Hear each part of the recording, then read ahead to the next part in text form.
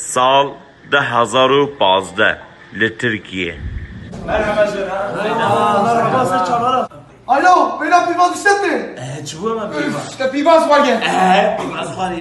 Ne olan şey etti ya? Ya parfüm ekibinin. Ay İvaz yemiş burnumu direkleri kırıldı. Robert. Ay başka dur. Bir dakika abi, bir dakika. Şiram. Lan, küçük ara müşterişler aslı mı? Bakın. Hadi. Hep İvaz var ya. Ya ne pivaz ne konuyu bırak.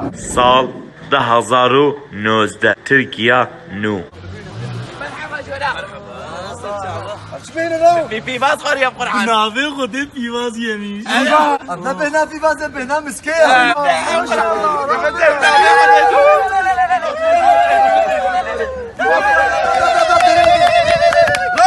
Robert İvaz var ya. Bra. Savaş kondera İvaz var ya İvaz. Pivaz Cumhuriyet.